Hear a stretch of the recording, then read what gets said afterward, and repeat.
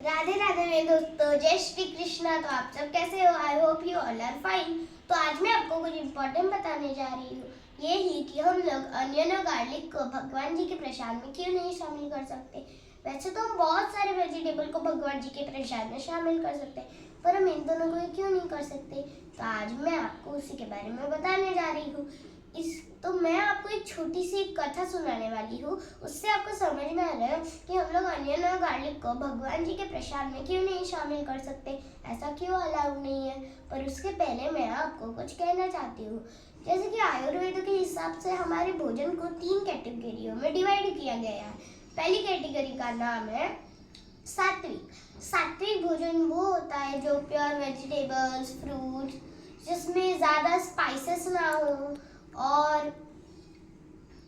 उसमें ज़्यादा मतलब उसमें गार्लिक और अनियन होते ही नहीं। वो होते हैं सात्विक फूड, जैसे कि खीर हो गया, ये सब एक्सेट्रा। ऐसे बहुत सारे फूड होते हैं। तो फिर सात्विक में जो फूड होते हैं वो सबसे बेस्ट कैटेगरी के फूड होते हैं। पर उनके बेनिफिट्स क्या होते हैं? उनके बेनिफिट्स होते हैं कि वो हमारे माइंड को पीसफुल रखता है, काम रखता है, हमको भगवान की भक्ति में लीन कर सकता है और हमारा माइंड हमारे कंट्रोल में रहता है। तो ये सब होते हैं बेनिफिट्स ऑफ सात्विक भोजन। अब जो दूसरी कैटेगरी होती है हमारे भोजन की, उसका नाम होता है राजसिक। राजसिक वो भोजन होता है जिसमें जंक फूड आएगा, बर्गर, पिज्जा, फ्राइज एक्सेट्रा। ऐसे बहुत सारे फूड्स होते हैं। अब उनके डिसएडवांटेजेस क्या होते हैं? उनके डिसएडवांटेजेस होते हैं कि वो हमारी माइंड को अनकंट्रोल कर देता है, फिर हमको लेजी कर देता है और हम भगवान की भक्ति में लीन नहीं होते, हम बीमार हो सकते हैं एक्सेट्रा। इसके और भी बहुत सारे डिसएडवांटेजेस होते हैं। और हमारा जो तीसरा भोजन का कैटेगरी है उसका नाम है तामसिक। तामसिक में नॉनवेज होता है, मीट होता है, एग होता है एक्सेट्रा।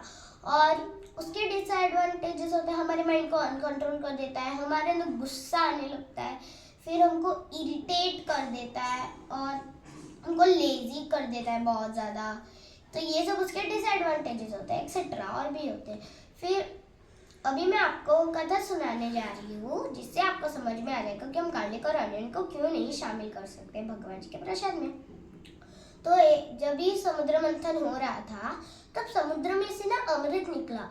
तो फिर देवता और असुरों के बीच में झगड़ा हो गया कि हम अमृत पिएंगे। असुर बोलते हैं हम अमृत पिएंगे, देवता बोलते हैं हम पिएंगे। तो वहाँ पर विष्णु जी आए मोहिनी के अवतार में। तो सब लोग ने जब विष्णु जी को मोहिनी के रूप में देखा तो फिर सब मोहित हो गए।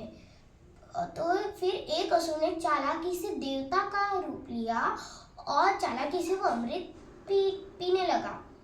फिर जब विष्णु जी को पता चला कि यह असुर है, ये देवता नहीं है, तो उसने सुदर्शन चक्र को कमांड दिया, जाओ उसका सिर और धड़ अलग कर दो।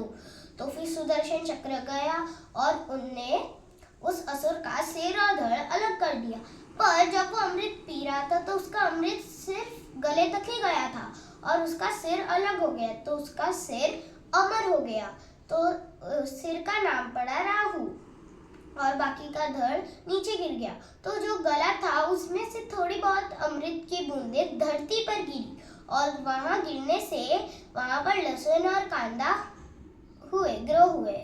तो ये थी कहानी कि हम लोग को लहसुन और कांदा को भगवान जी के प्रसाद में क्यों नहीं शामिल करनी चाहिए, क्योंकि वो तो एक तो असुरों के मुंह से निकला था, इस वजह से।